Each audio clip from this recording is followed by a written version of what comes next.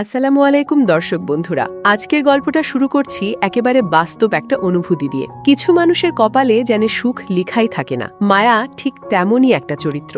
যতবারই সে নতুন করে বাঁচতে চেয়েছে, ততবারই ভাগ্য তাকে আবার ভেঙে দিয়েছে। প্রথম স্বামীর সংসার ভেঙে যাওয়ার পর সে ভেবেছিল জীবনে আর হয়তো নতুন করে কিছু শুরু করবে না, কিন্তু পরিস্থিতি, সময় আর কিছু মানুষের কথায় সে আবারও স্বপ্ন দেখেছিল, আর সেই স্বপ্নের নাম ছিল বজরুল। কিন্তু দুঃখজনক হলেও সত্যি, বজরুলও ধীরে ধীরে একই পথে হাঁটছে, যে পথে একদিন হেঁটেছিল জামাল।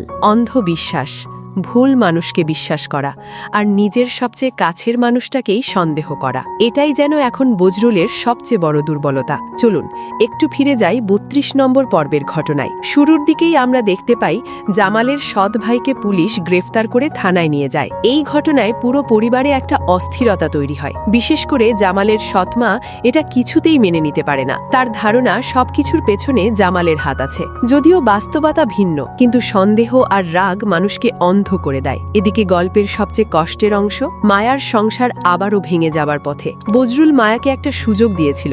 যদি মজনু এসে সত্যিটা বলে যে মায়া তাকে পাঠায়নি, তাহলে সব ভুল বোঝাবুঝি শেষ হয়ে যাবে। কিন্তু এখানেই আসে সবচেয়ে বড় টুইস্ট। বজরুলের বড় ভাই, যে আসলে পুরো খেলার মাস্টার মাইন্ড, সে বুঝে যায় সত্যি বের হয়ে আসলে তার সব পরিকল্পনা বেস্তে যাবে। তাই সে মজনুকে টাকা দিয়ে কিনে নেয়। একজন মানুষ সামান্য কিছু টাকার জন্য একটা নির্দোষ মেয়ের জীবন নষ্ট করতে একটুও ভাবল না। মজনু শুধু মিথ্যা সাক্ষীই দেয় না, সে মায়াকে কুপ্রস্তাব পর্যন্ত দেয়।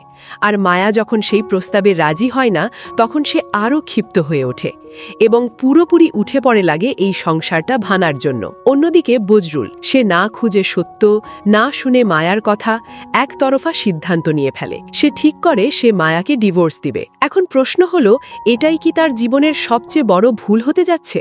কারণ আমরা আগেও দেখেছি অন্ধবিশ্বাস আর ভুল সিদ্ধান্ত কিভাবে একটা সুন্দর সম্পর্ককে ধ্বংস করে দেয়। এখন যদি আমরা সামনে তাকাই, ৩৩ নম্বর পর্বে কি হতে পারে? সবচেয়ে বড় প্রশ্ন, মায়া কি আবারও একা হয়ে যাবে, নাকি শেষ মুহূর্তে সত্যটা সামনে আসবে? আরেকটা বড় সম্ভাবনা, মায়ার জীবনে আবার জামাল ফিরে আসতে পারে কিনা, কারণ জামাল এখনো মনের ভেতরে মায়াকে ভুলতে পারেনি। অন্যদিকে মরিয়মের অবস্থাও খুব গুরুত্বপূর্ণ হয়ে উঠছে।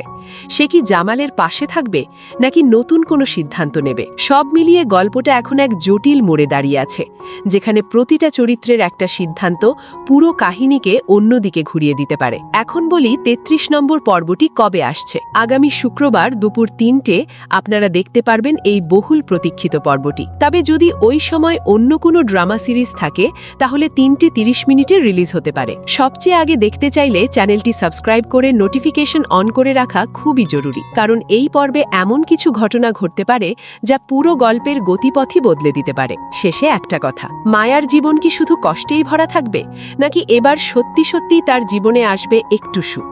এই প্রশ্নের উত্তরই লুকিয়ে আছে আগামী ৩৩ নম্বর পর্বে। আজকের মতো এখানেই শেষ করছি। আবার দেখা হবে নতুন কোনো আপডেট নিয়ে। ততক্ষণ পর্যন্ত ভালো থাকুন, সুস্থ থাকুন। ধন্যবাদ।